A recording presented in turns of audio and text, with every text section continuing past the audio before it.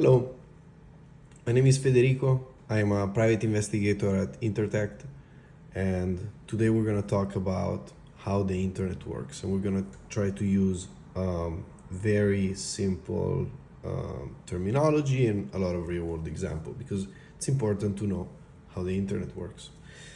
So let's say we have our laptop here. Our laptop, this is the screen, this is the keyboard, and we have our Chrome web browser open here, and we type in the address bar google.com and press enter. What happens? What is the process that then results into our web browser then displaying the homepage of Google into that brief loading time? Let's dig into it and let's discover it together. So the first thing that our web browser does, that our computer does, is to create what's called an HTTP packet. So it's sending something, right? And it's sending this HTTP packet.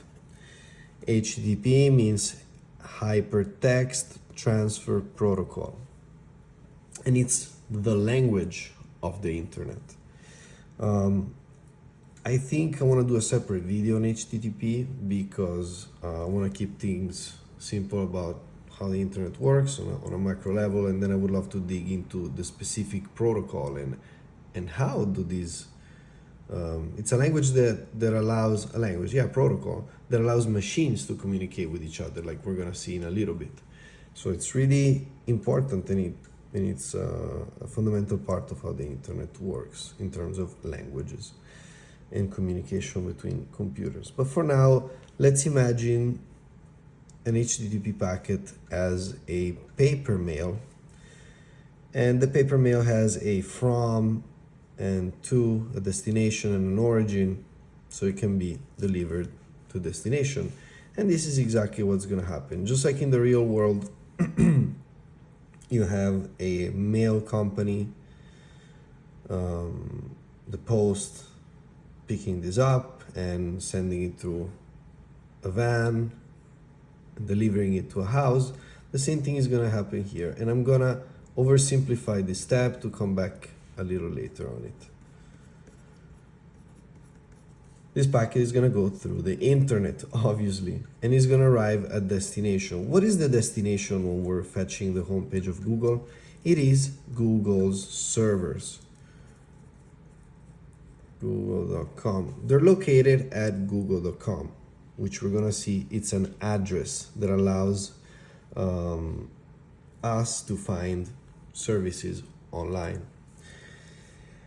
This packet goes through the internet, and again, we're gonna zoom in here in a little bit, and arrives at Google. The only job of this massive, of this computer, definitely bigger than our laptops, or nowadays also like virtualized, but whatever, that's another topic.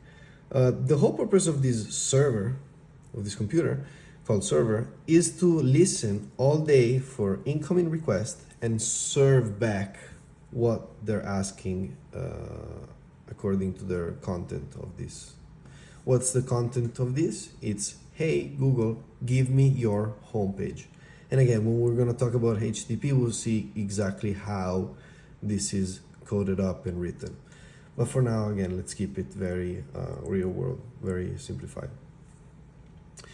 So Google gets this envelope, opens it up, says, give me the homepage. It fetches the homepage, the code, the HTML code that renders the homepage, and sends it back through the internet back to my laptop.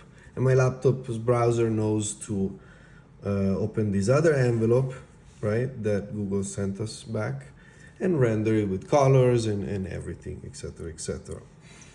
But what happens in here? What's exactly this cloud, right? The cloud. Let's take a slice and kind of zoom in. What we would see is an enormous, vast, incredibly complex and numerous nodes all connected together. Oops. I'm just trying to make things look as complex because that's how the internet is. It's a collection.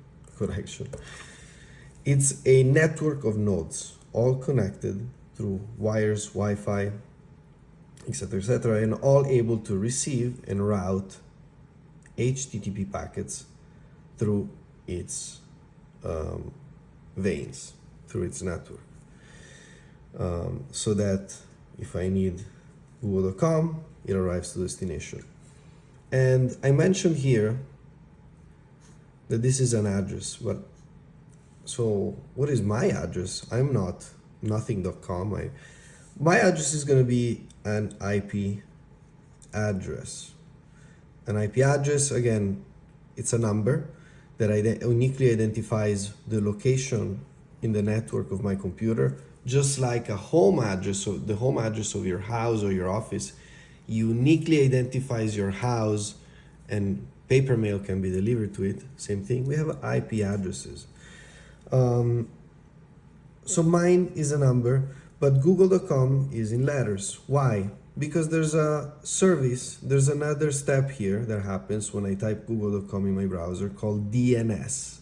And DNS is basically, before my computer makes an HTTP packet, is a call to what's called another server called DNS, domain name servers, where I basically ask, hey, I need google.com IP address, and the DNS server knows what IP address google.com is and returns it back to the computer. Okay. Now we have an IP address of Google, we know the number, and we can put it here, and then we can send this through the internet. The DNS helps us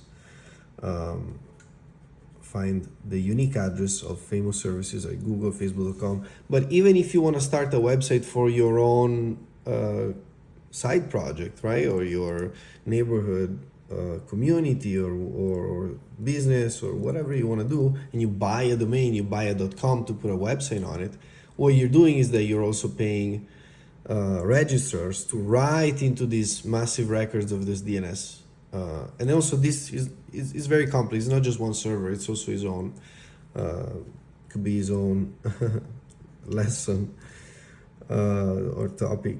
But you're basically paying, when you buy hello, mylittleflowershop.com, you're paying a registrar to write that mylittleflowershop.com points to whatever IP, then website or thing you want to host there. So that's how the internet works, very simplified. You've seen how when you type something online, and this is also when you stream music, same thing, you're making requests to a music, so Spotify server to serve you MP3 music data instead of website data. So this is the internet again in a nutshell. And if you have any questions, please leave a comment. If you have any requests, leave a comment, like, subscribe, support. Thank you so much, and see you next time. Stay safe.